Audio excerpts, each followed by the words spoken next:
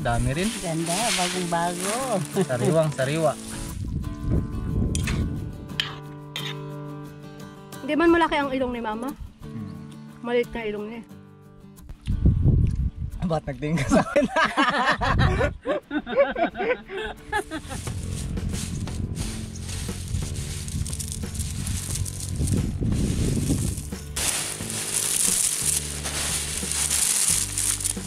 Pumipitik.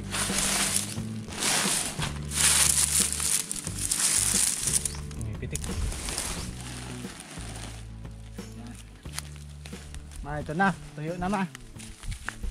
Tuyo na. Kailangan na lang nating ihiwalay sa kanyang balat. Sige, takpan natin.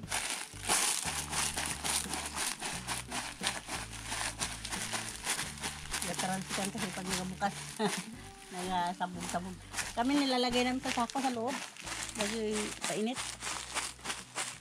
Bago may papainit? Oo. Nasa loob siya ng sako para magputukan man sila nandoon. Bago mo ganyanin, bago mo apak-apakan. Okay. Dami na. Wow, dami. May ba pumipitik pa, ma? Ayan mga kabukids, kamusta po kayo? Ang ating ulam po for today ay, well, hindi po ngayon Friday pero magmumunggo Friday tayo. Ayan, munggo. Ito po yung mga tanim natin. At ayan, binilad natin doon sa arawan para mas madaling buksan ang kanyang mga shell. At ito na po yung mga buto nila. Ito no, dami rin. Ganda, bagong bago. Sariwang sariwa mula sa ating tanim.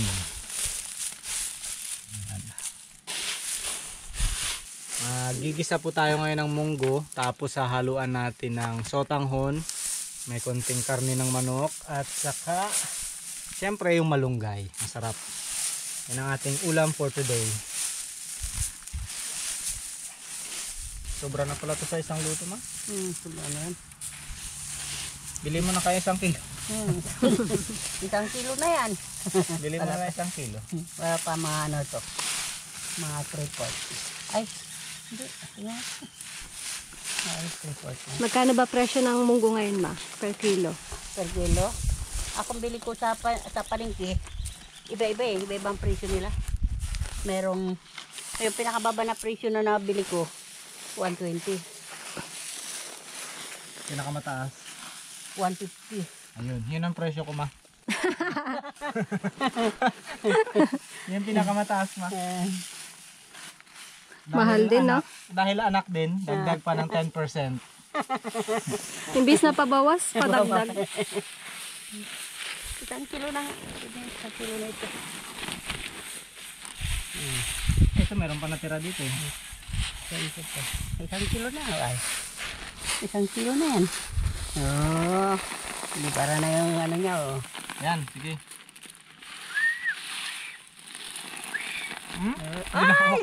Makatawag ng hangin.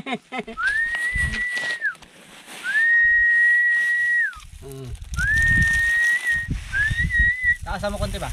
Yan. Ikaw daw? Si Paul? Singaw na. Hindi na maglabas ang ano yan.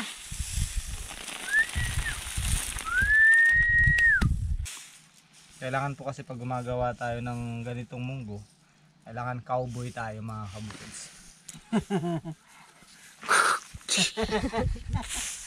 Cowboy!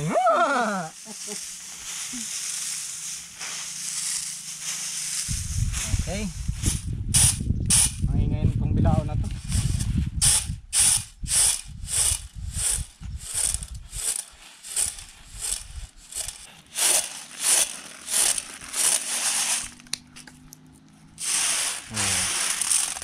Okay na, malinis na. Mamaya po kasi mga kabukids, magbabalag din po kami nung mga pipinong tanim natin. Dahil ngayon po ay namumulaklak na sila, wala pang balag, kaya lalagyan natin ngayon ng kanilang mga magagapangan.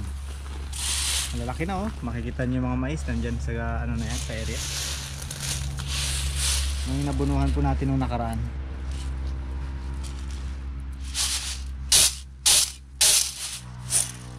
Oh. Nice na. Mas magaganda yung butil niya, no? Kabilog. Oh, maganda. Di ba yung nabibili mo sa palengke? Parang ano na siya? Panat? Oh, may nagbibiyak na iba. Ito bilog na bilog, gaganda. Kaya deserve ko talaga lagpas 150 ang kilo, ma.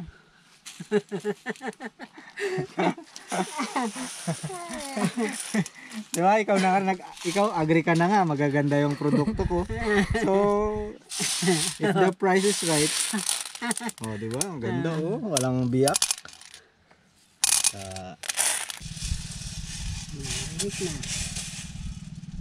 Meron pa akong patay pa.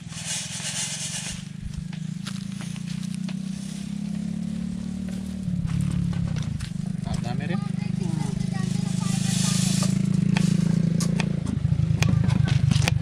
Patikim. Wala pang ano, start. Nag-start ka na. Marami tayong kasoy mga kabukids. Merienda muna tayo ng kasoy. Habang inihintay natin kumulo yung ating pinakukulang munggo. Marami kasing napita si Jinky dun sa kabilang bakod eh. Hindi pa nakapagpaalam yan. Nag-over the bakod. Lalo na kung nakapagpaalam po yan. Mas marami. Nahiya pa ako niyan. Sayang kasi naglalaglagan lang. Gusto nyo lagyan ng asin? Ayaw nyo. Nasa alugin mo. Masarap. Parang duhat.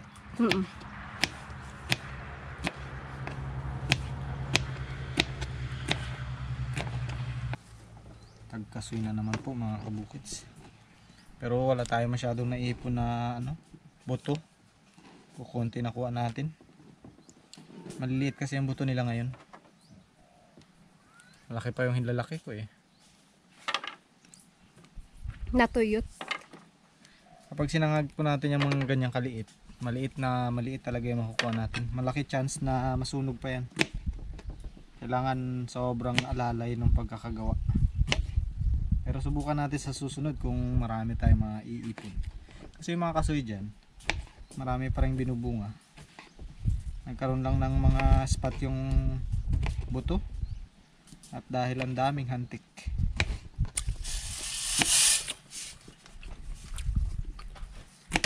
Mama. Pwede makakuha. Yan. Yung sa ganitong kunin mo, matamis. Yung sa may malapit sa pinagkakabitan ng buto.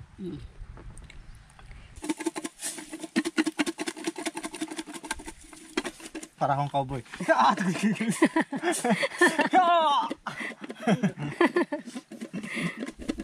Okay. Nahalo kaya yun? Wala. Kulang yung asin. Dagdagan natin. Ako gusto ko nilalagyan ng suka. Kulang pa na. Hintayin pa natin bumuka. Kumbaga bumusarga ba? Hintayin natin bumusarga man, no? Kailangan Masarga busarga. na yan. Kala ko sa ilong lang ginagamit ang busarga. Yan pa rin gangkam. Hindi ma. Ano, basta nagbusarga, yung Hindi man malaki ang ilong ni mama. Maliit na ilong niya. Ba't nagtingin ka sa akin? Sabi na, hindi malaki ilong ko. Tapos tingin siya sa akin.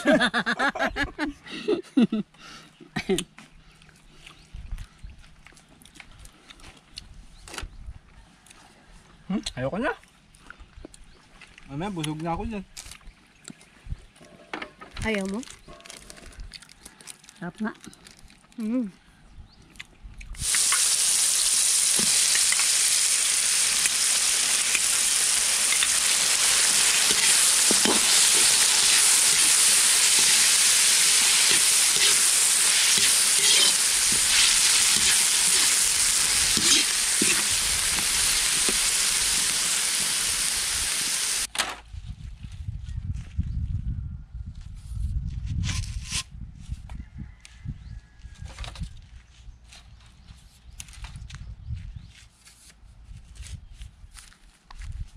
Ito na mga kabukid yung update sa ating mga pipino. Ayan ako.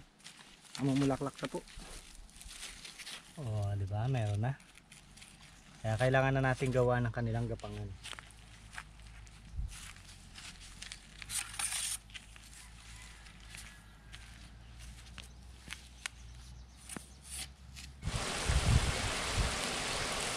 Natulo na guys. Lambot ng ating manok. Lagay na natin ang ating sitaw. Yan. Para habang pinapalambot pa lalo yung ating manok. Lalambot yung ating sitaw.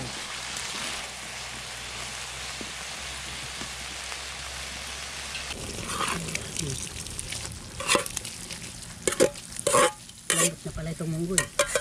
Nasa na ng kalamurog.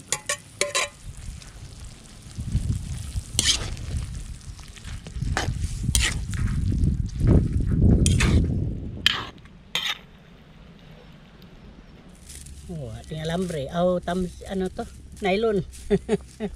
Tamsit tawag sa amin. Yan.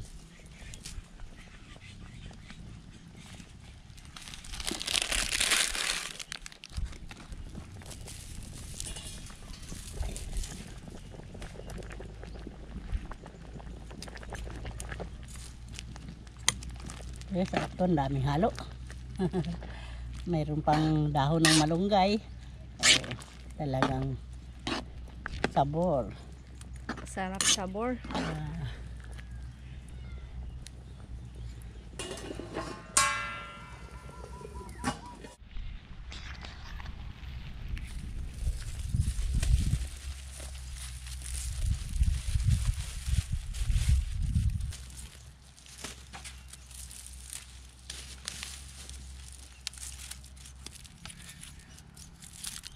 Yun.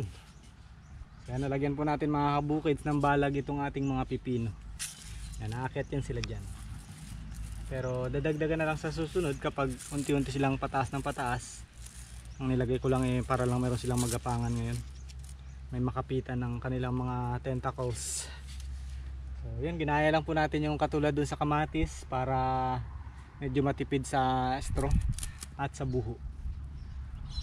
Next time ulit kapag lumaki na sila. Right. Kakain na rin pala eh. Na, oh. Sabor na. Kakain na tayo. Kain na. Parang kulang sa ano. Sotanghon. Kunti lang nakikita kong pansit eh. Natuyuan na nga. Ito yan. Nag-ano siya. Ano sa tangon.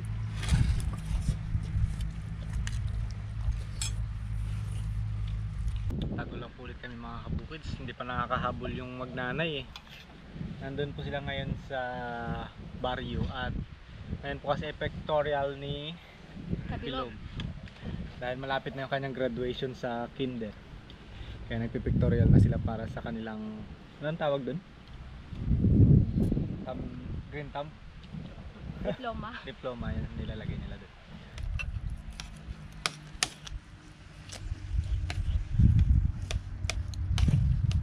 Ang hirap.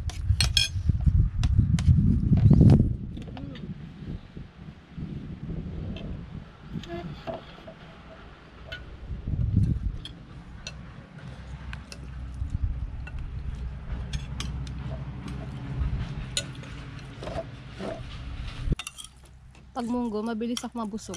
Mabigit sa tiyan, no? Mabilis pa yan ah. Yung malunggay mo man, namumulaklak na ah. Kaya nga. Mamumunga na. Mamumunga na. Mamumunga na siya eh. Masarap yung bunga ng malunggay, di ba? Sabi na mabilis ako mabusog eh. Mabilis na nga. Mabilis makaubos pala, hindi mabilis makabusog. Masarap. Ikaw ang unang kumuha kanina, ikaw rin ang unang ano ngayon, kumuha. Joke lang pala yun mga kabukids.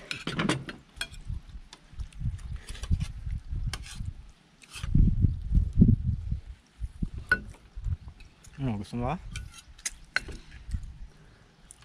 Dagdagan pa natin, baka nahihiya ka lang.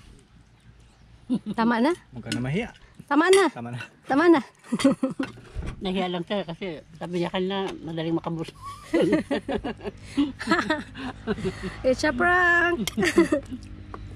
Babawiin niya sana eh.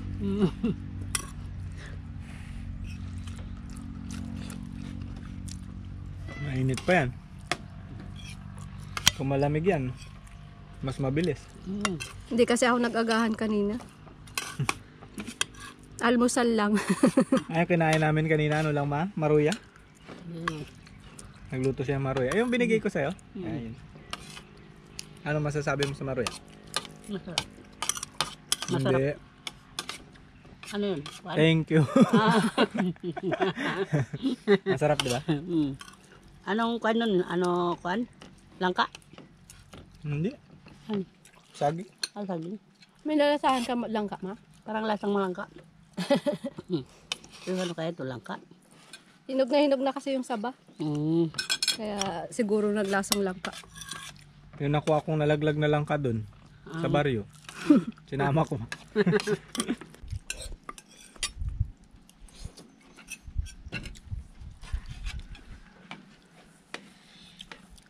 Sarap nga. Dali nga makabusog. Busog na ako. Ako rin eh. Busog na. So yun mga kabukids. Busog na po kami. Pero sa sandok pa. Kunti. Kunti na lang. Dagdag kunting kanin. Hindi pala natatapos yun. Pag kumuha ng kanin, ay oo, nalagay ng ulam. Sobra ulam.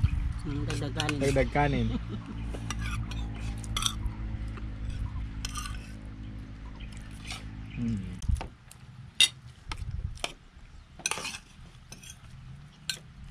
Kapal ng ulap, oh. Uulan kaya to? Mamaya yan. O kaya bukas ng maga. Sana. Prediction. Yung kanyang prediction parang pag-asa eh. Ito po ang lagay ng panahon para sa susunod na 24 oras. Hanggang bukas pa. Ayos na. Pwede ka pala magtrabaho sa pag-asa ma. Prediction yung kay Mama B, eh. Pagtingin niya pa lang sa ulap, mga mamayang hapon to hanggang bukas ng umaga. Ay basta gaya nag-ipon-ipon yan. Masahan mo yan. Babagsak yan. Yun sana. So ano, maganda mga whale o pangit? Ano ang fishing ano natin ngayon? Chance. Maganda pag nagaulan. Kasi nagalabasan yung isda. Bakit nagalabas? Napresko eh. Hindi pa sila na-preskohan doon sa lublob nila sa tubig. Kasi pag naglutang silang ganyan, mainit sa ibabaw. Kaya Hmm, sila hindi maglutang. Pero pag nagaulan, lulutang sila. may point. Yung kanin ko may nasobra, dagdagan kong ulam. Kala ko busog na. Oo nga, dito ko na nga ipatong para hindi na magsobra. Pasimple lang yung kwento sa isda.